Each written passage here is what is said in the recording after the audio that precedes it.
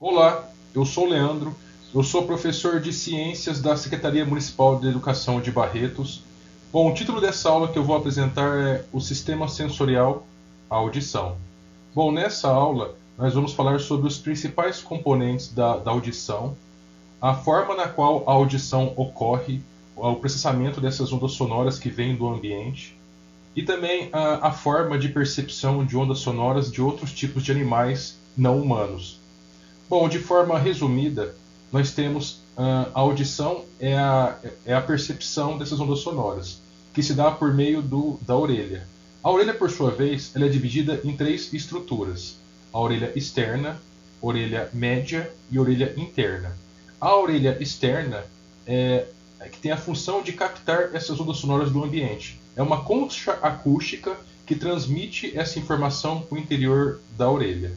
Depois, essa informação, essa onda sonora, atinge a membrana timpânica, os tímpanos, que por sua vez leva a sua vibração e transmite essa informação para alguns ossículos que se encontram agora na orelha média. São três ossículos, que veremos com detalhe mais para frente, que é o martelo, a bigorna e o estribo. Após a vibração desses três ossículos, essa informação é passada para a cóclea, dentro do qual se encontra um líquido. E a vibração desse líquido leva essa informação até algumas células ciliadas sensoriais presentes no ouvido interno. E isso, depois, na sequência, essa informação é levada até o cérebro, o sistema nervoso central, por meio de um nervo. E nesse caso, essa informação é levada ao cérebro e chega à consciência da pessoa a informação contida nessas ondas sonoras. Bom, nós percebemos tanto a intensidade do som quanto a sua frequência. Os seres humanos são capazes de perceber frequências variando entre 20 e 20 mil Hz. Nessa figura, nós temos a subdivisão da orelha, como eu disse anteriormente, em três partes: orelha externa, média e interna. Nessa figura eu quero dar um destaque especial para o local onde entra o som na orelha, que é a orelha externa.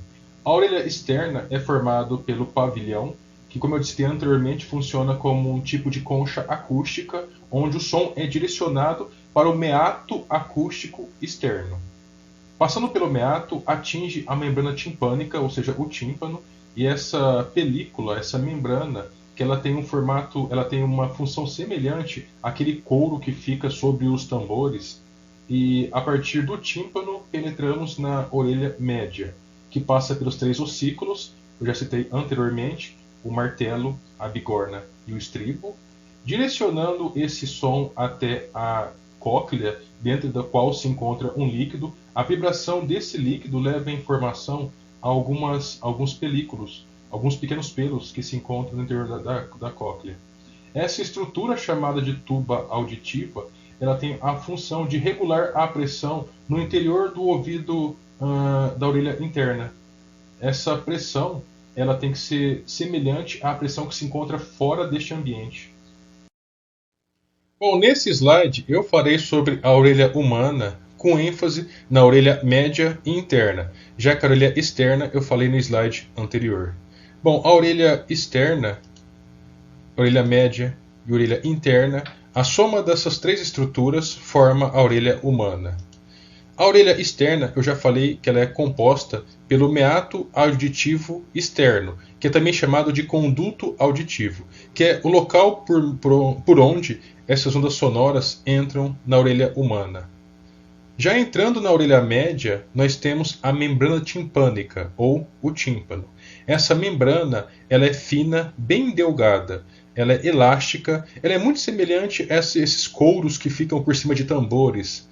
Então ela percebe essas vibrações que vêm a partir do ambiente e transfere essas vibrações para alguns ossículos presentes no interior da orelha média. São três ossículos: o martelo, a bigorna e o estribo, nessa ordem.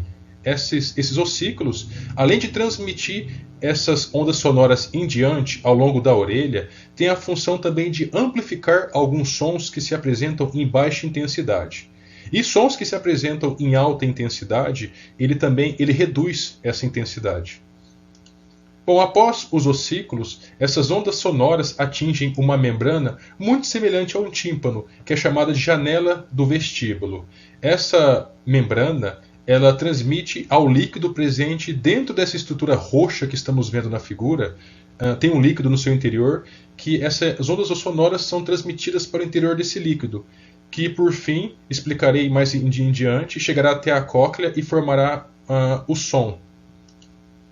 A tuba auditiva já é uma estrutura presente na orelha interna. Ela tem função da regulação da pressão no interior do ouvido. Já sentiram uma pressão interna muito grande no ouvido? É muito comum nós percebermos essa pressão interna quando subimos a serra. Saímos da praia, do litoral, e subimos em direção a São Paulo capital ou ao interior. Quando subimos a serra, nós percebemos que a pressão externa se encontra a pressão externa se encontra menor que a pressão interna. Isso pode gerar uma dor e, em situações extremas, pode levar até o rompimento do tímpano. Então, essa estrutura, a tuba auditiva, tem a função de equilibrar a pressão externa e interna. Essa tuba auditiva é um canal que tem conexão com a garganta, com a faringe. A próxima estrutura é a cóclea. É algo semelhante a uma concha de caramujo. No seu interior tem alguns líquidos e também tem alguns pelos, que na verdade são mecanorreceptores. São receptores sensoriais que têm a função de perceber essas ondas sonoras que estão andando nesse líquido, que, como eu falei, vieram a partir da janela do vestíbulo.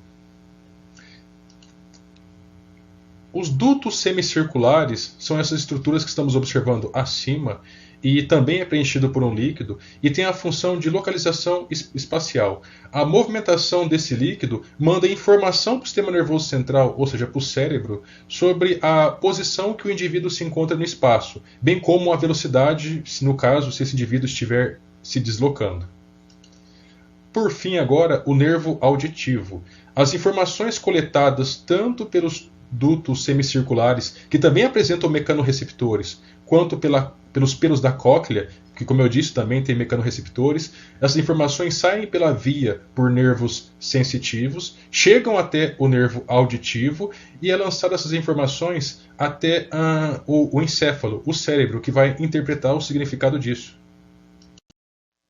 Uma perda auditiva ou deficiência auditiva é a incapacidade auditiva que pode ser parcial ou total. Tem pessoas que têm danos permanentes ou transitórios por um certo tempo na capacidade auditiva. E estima-se que cerca de 5% da população mundial tem alguma deficiência auditiva incapacitante, que impeça que essa pessoa desenvolva suas atividades cotidianas normais, no que se refere à percepção dos sons. Nós temos várias subdivisões das perdas auditivas. Temos perdas auditivas leves, moderadas, severas e profundas. Esse tipo de análise é realizada no melhor ouvido, na melhor orelha. Nós temos duas orelhas. O não funcionamento de uma pode ser substituída por outra. Então, a avaliação da perda auditiva se dá sempre na orelha que melhor funciona. Nessa figura, nós temos uma deficiência auditiva muito comum, que é o perfuramento do tímpano. Nessa figura, esse pequeno buraco é um buraco formado num tímpano, que pode ser muito comum em situações como choques, alguma pancada que a pessoa tomou, ou até mesmo cotonetes. Bom, como sabemos, os morcegos são animais de hábito noturno. Ao contrário do que muitos dizem, a capacidade de visão do morcego é muito boa. Em muitos aspectos, é muito melhor até que a capacidade de visão dos seres humanos. Bom, os morcegos eles conseguem captar frequências sonoras numa intensidade maior que os seres humanos. Enquanto nós captamos ondas sonoras até 20 mil Hz, os morcegos captam até 100 mil Hz. No entanto, para um adicional a essa capacidade de perceber o ambiente, nós temos o sonar dos morcegos, ou bissonar, também chamado de ecolocalização, que é uma localização por eco, que consiste no morcego emitir uma onda sonora, que nessa figura está representado em vermelho. Essa onda sonora bate no objeto, nesse caso uma borboleta nessa figura, reflete uma outra onda sonora, nesse caso que seria o eco.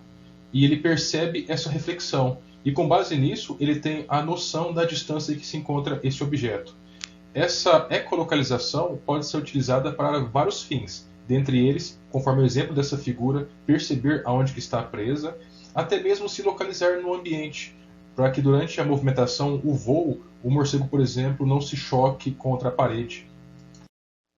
Bom, além dos morcegos, musaranhos, baleias e golfinhos também têm a capacidade de utilizar a ecolocalização, ou seja, sonares, a localização por eco. Nessa figura nós temos do lado direito um golfinho lançando um sonar num peixe e percebendo a sua localização a partir disso. Bom, apesar do meio aquático ser um ambiente diferente com relação ao meio terrestre, um ambiente seco, existem animais amplamente adaptados para ouvirem no ambiente aquático, como por exemplo alguns mamíferos aquáticos, como a baleia, o golfinho, o boto, o leão marinho. Esses animais eles são altamente dependentes da sua capacidade de percepção do meio ambiente, a sua audição. Bom, os tubarões também têm uma capacidade especial de perceber vibrações, ondas sonoras, movimentações na água, que é por uma estrutura chamada linha lateral, que observamos nessa figura no canto superior direito. A partir dessa estrutura, ele consegue perceber animais que se encontram nadando nas proximidades e a aproximação de predadores ou presas. Bom, muitos insetos e aracnídeos têm a capacidade de perceber ondas sonoras. Nessa figura à esquerda, nós temos uma aranha d'água. Aranhas, muitas, apresentam algumas fendas ou até mesmo alguns pelos que têm a capacidade de perceber sons de baixa frequência. Muitos insetos também, como a cigarra, o grilo, o gafanhoto, apresentam tímpano, semelhante ao nosso tímpano. E a oscilação, a movimentação desse tímpano leva a informação até o sistema nervoso central, onde é percebido esse tipo de som. Tanto nos aracnídeos quanto nos insetos, os sons podem ser utilizados, em muitos casos, para atração sexual, para comunicação entre animais de sexo oposto.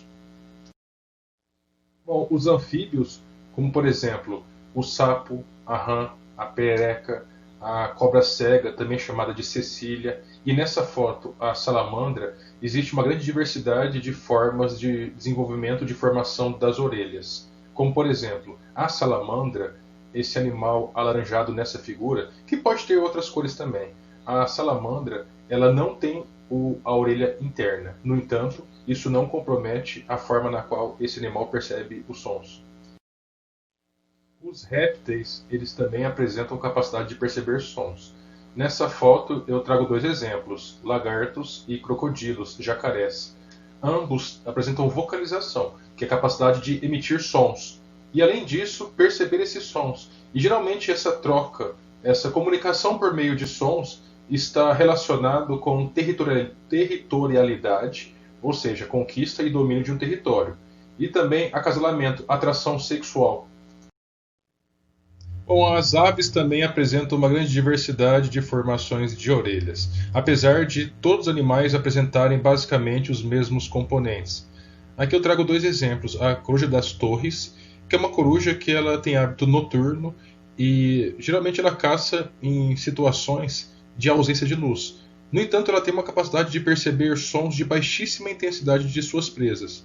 Então ela caça com bastante eficiência em ambiente escuro graças à sua audição. Nessa foto da direita nós temos um andorião da caverna, que tem 4 espécies conhecidas deste animal.